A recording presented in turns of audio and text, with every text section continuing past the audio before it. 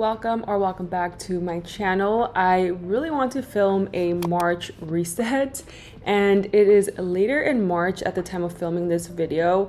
Ideally, I would have filmed this video at the end of February or right at the start of March, but there's been a lot of things happening and part of me wanted to just not film this video anymore, but part of me realized like this is a realistic situation. A lot of people aren't always accurate with the timing of it, so I thought I would film this regardless because it can inspire someone to go ahead and carry out this reset, even if it's later on in the month, because it's always nice to have these moments of sitting down, reflecting, and how to keep moving forward with our next month. So here I am filming this video, even if I'm almost a month late. If you are watching this video, then chances are that you like setting goals for yourself. You would like to improve yourself in one way or another. And I really think that watching these kinds of videos, whether it's mine or anyone else's, really helps you because it motivates you and inspires you to go ahead and continue growing and reach even better versions of yourself. So go ahead and grab a tea, grab your coffee. I want to go ahead and get started on some of the things that I do to reflect for my previous month and move forward with the next month. The first thing on the list is a digital declutter. So let me tell you what this usually consists of for me. It involves deleting emails, unsubscribing from email lists that I no longer want to be subscribed to. I back up media from my phone because I'm always out of storage. I swear, like every time I reach the end of the month, my phone is out of storage. So I want to go ahead and back up media from here onto an external drive. You can do this onto your Google Drive or any other cloud or, drive where you can back up your media. I usually also accumulate apps throughout the month, so I want to go ahead and go through my phone and delete any apps, go through my computer, delete any applications that I don't need and are just taking up space. And lastly, I want to organize my desktop, my home screens. I feel like usually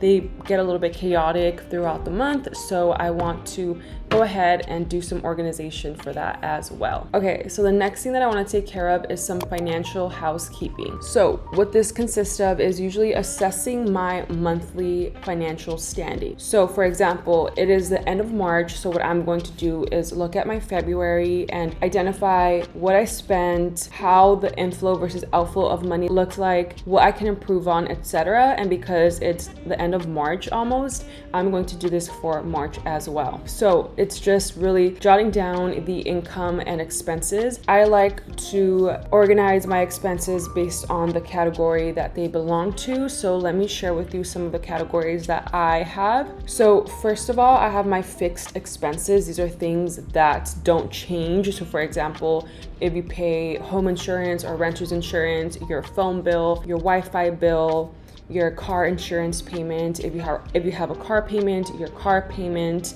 your gym membership if you have one, what you pay for rent or for your mortgage, as well as any subscriptions that you have that are just fixed every single month. You know exactly what you're going to pay for. And then I have the savings/investments category. So let me share with you some of the things under this category. I have emergency bucket, my Roth IRA, 401k, and real estate. So for my emergency bucket, I have a set amount that I want to save each year, and I go ahead and allocate a certain amount of money each month so that I can reach that goal. For example, let's say you have a emergency bucket goal of $1,200 by the end of the year, then you will go ahead and contribute $100 per each month of that year. That will total up to $1,200. Next is Roth IRA. So this is for retirement. I go ahead and allocate a certain amount per month. For 401k, this is automatically deducted. For example, if you have an employer that offers 401k contribution plan, then you can go ahead and select the percentage of your paycheck that you want to be allocated to your 401k. And for real estate, so this is usually us saving, my husband and I saving money for a future down payment, whether it's for our primary or for a rental property. We just like to be allocating some money for that category. So You can have different buckets under here. Like for example, you can have a travel bucket, you can have a wedding bucket if you plan on getting married in the future, or if you want to have a baby, you can have a baby bucket of money that you're allocating to. And I do have more buckets than the ones I mentioned here, but some of those are personal, so I want to keep them private. You can go ahead and set any category that you want to save up for each month. Okay, so in addition to savings and investments, the other category that I have is a debts category. So for this debt category, it's essentially what it sounds like. It's any debts that we may have. So there's going to be credit card debt. If we owe money to anyone, we'll go ahead and put it here. If you have a car payment, you will go ahead and put it here. Any debts that you have, you can go ahead and put in this category. I also have a taxes category here. So I like to save a certain amount of money each month to taxes. So if by the end of the year I owe any taxes to Uncle Sam, I would have already started saving up for that under this debts category. A separate category that I have is income. So any income that you make during that month. So whether it's your employer, whether you have side hustles, any means of making money, you would go ahead and put the description of what it is as well as the amount that you make per month. Okay, in addition to that, I also have a category for variable expenses, and under this umbrella category, I have subcategories. So one category is for bills because there are some bills that aren't fixed. For example, the gas payment, the water payment, things like that. So I will go ahead and input the actual amount that I was charged in this category. I have a category for groceries. I have a category for eating out. I have a category for transportation or anything car related. So for example, oil change, putting gas, paying for parking, paying for airplane tickets, anything that has to do with getting me somewhere, whatever vehicle I may use, I have this category for that. I have a beauty category, so this mainly involves any makeup or anything that I purchase to elevate how I look or how I feel. And I separately have a clothes/accessories category. I have an education category, so if I buy a course or if I invest in anything that enhances my learning, I will go ahead and put that amount here. I have a health category, so for example, if I purchase contacts, if I purchase glasses, if I have to pay for a prescription, anything that has to do with medical/health, I would put it here. And then I have an other category because every so often there are things that we have to pay for that we can't really account in the other category. So I just have that miscellaneous category as well. Okay, so basically those are all the categories. I wanted to run you through them just so maybe if you are looking for some type of template, maybe you can mimic this. And I do want to say that you don't have to micromanage your expenses this much. Like for example, I like to input everything. I like to download my bank statements and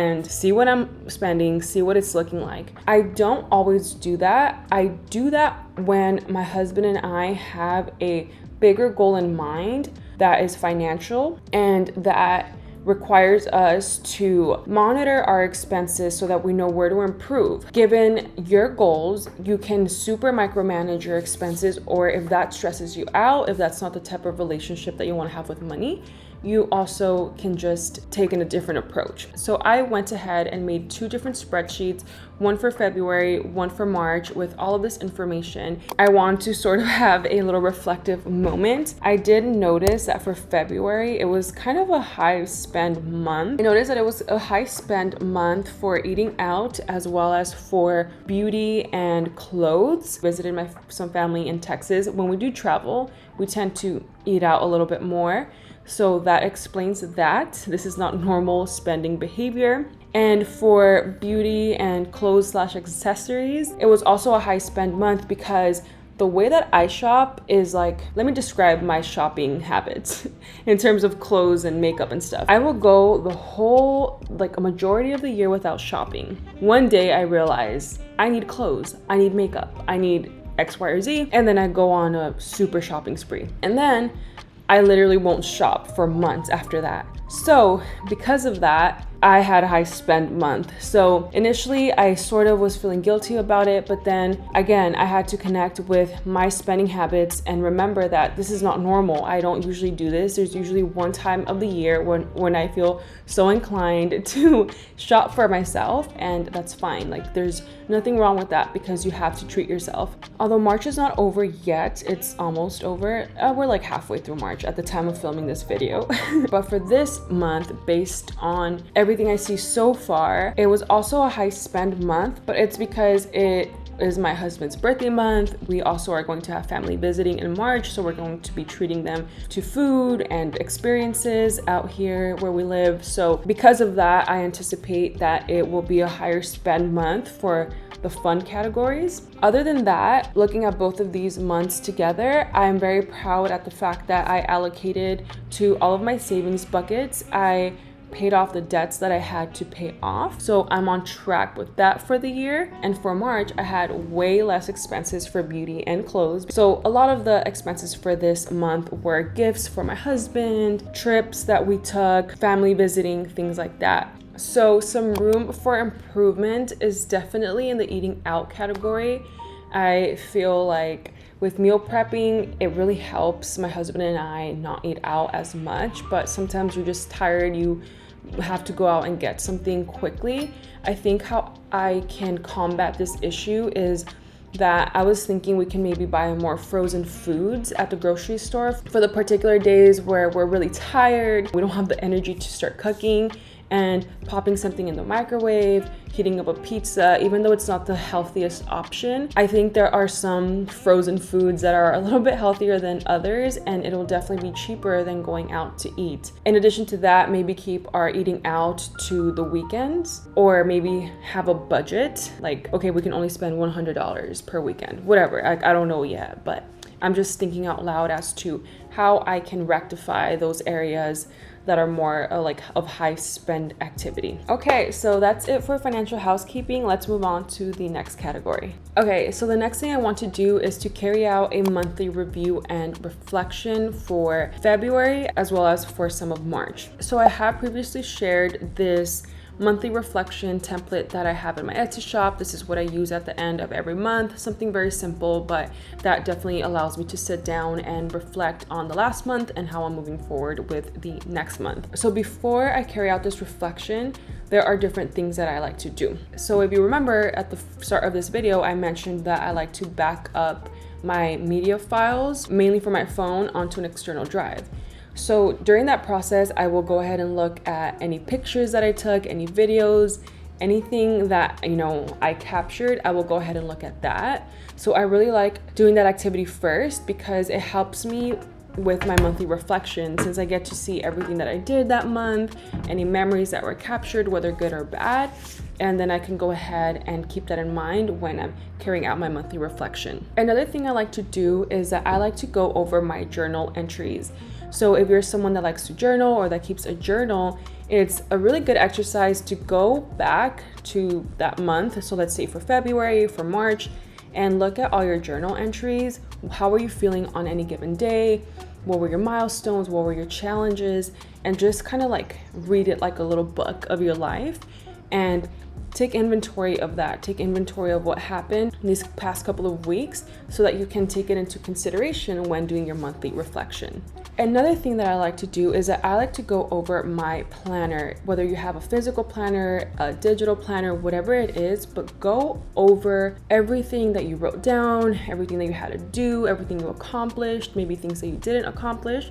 So for me, I've previously shared this planner that I have, like I made, put on my Etsy shop, and I'll go ahead and share the links to anything I mentioned down below. I particularly like to keep a weekly planner, so I will just scroll through those weekly planners and really look in detail as to like how I was with my habits, what I accomplished, what were particular challenges. I just like to scan everything and again take inventory, so when I go into my monthly reflection, I have all of that information fresh in my mind, so I can, use that information to fill out this monthly reflection. So I quickly want to go over the categories of this reflection so that maybe if you feel inspired to utilize the same categories to carry out your reflection, then by all means go ahead and do so. The first thing that I like to focus on is positives, like what were my major wins for the last month, for the last couple of weeks. So for me, I wrote down 6 things. One was that I had new beginnings to new opportunities, and my transition into that was very good, very positive. So far, it's just been a great blessing to be able to start new things that benefit me in many ways. Another thing was that I told myself that I want to travel to see my family at least once a quarter,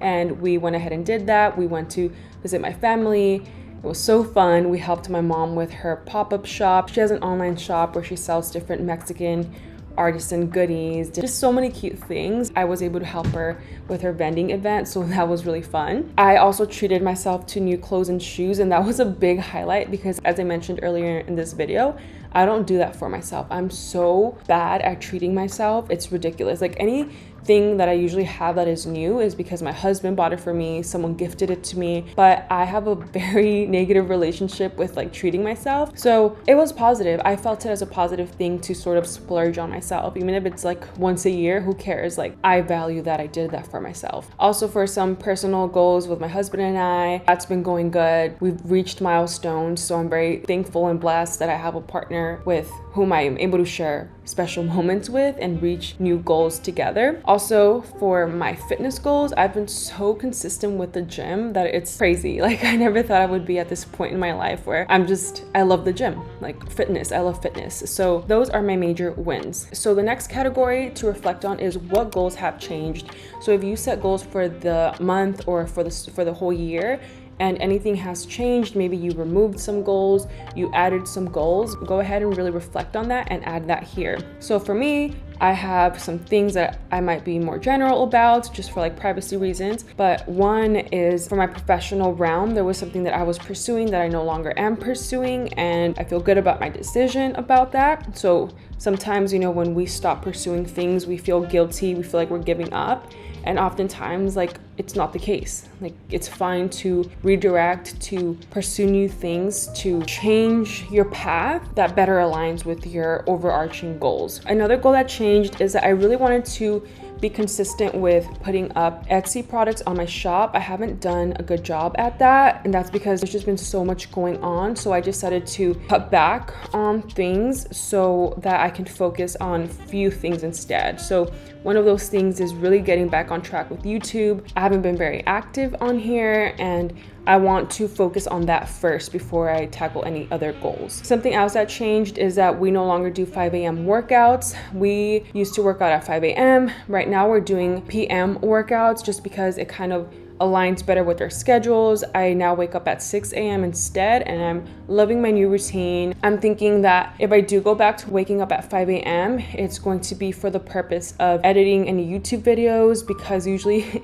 by the end, like in the evening, I don't have the energy to be on a screen anymore. Like, my eyes hurt or I'm tired of sitting. I'm going to try to use my mornings a little bit better for YouTube purposes. Okay, and then moving on to the next two categories is what worked versus what didn't work. So right here, you would go ahead and identify anything that you really liked, that really worked for you, that helped you achieve your goals, versus things that didn't help you so much. For me, something that really worked is tracking my habits. So checking off every time I work out, checking off every time I drink the sufficient amount of water that I require. Doing things like that has been really helping me accomplish my goals and feel really good about where I am in life. Another thing that has been really working is not overworking myself, is just being more present in the moment, going with the flow, still having purpose and direction, but definitely being more centered on the present, on what's happening, who's around me at any given moment. What didn't work is I definitely snoozed my alarm a little bit more than it should have. Another thing is that I watched a little too much TV for my liking. Like, sometimes we would get home from the gym and go ahead and start watching TV, and I don't want to do that anymore, as well as spending too much time on my phone, because TikTok is a dangerous place. So that's something I need to cut back on. The next three categories are what to start, stop, and continue doing. So something I need to start doing is starting to sleep earlier. That's one of the many things I wrote. Something I need to stop doing is pushing aside YouTube. Can't do that anymore. I need to just figure it out. Something I need to continue is resetting on Sundays, like really having that moment to unwind and prep properly for the next week. And something else is checking in with my planner daily just to make sure I'm on task, as well as I've been doing morning devotions, and that's been helping me just with my mindset and my spiritual realm of life. That's been really, really helping me. So I want to continue doing that. So priorities for March. Some of these things I've already done. Let's get into them. One is file taxes. I just need to do it. Another thing that is a priority this month is less spending, although so far we're already failing because March was a high spend month, which is fine. April will be different. YouTube weekly videos. I need to get back on track. So haven't really accomplished that goal, as you can tell, for March, but it's what I'm reaching towards, okay? Another priority is breakfast. Like, have breakfast varieties, have healthy breakfast, set myself up well with good energy for the rest of the day. So there's my reflection. I tried to be sort of in depth, as well as my priorities for the next month, the things that I'm going to be focusing on. So again, I will go ahead and link this template down below in case you want to carry out this exercise. It's a PDF file, so I went ahead and uploaded it on my iPad. I use the note-taking app called Notability. You can use GoodNotes or any other note-taking app of your choosing. It's honestly a game changer. So if you have an iPad or on your computer and you want to have it electronically, this is a great option. If not, you can just print it out, and that's equally valuable as well. So that's going to be it for today's video. Thank you so much for being here. I hope that this was useful. I know that this was later in the month, but again, the point is that we're going to be easy on ourselves. Sometimes life happens, as long as we stay on track. And rather than saying, you know what, I missed my deadline as to when I should have reflected, I'm not gonna do it this month. No, like, it's still important to have that moment of reflection. And no matter what time of the month it happens, go ahead and have your moment. Go ahead and like this video. If you like this video, please subscribe to my channel if you haven't already. It would really mean a lot. It would really help me out, and we can continue growing this community of people that really just want to improve, really want to get better at least by 1% every single day. That's my goal. That being said, go ahead and watch some of my other videos while you wait for me to post a new one. All right, I'll see you in the next one. Bye.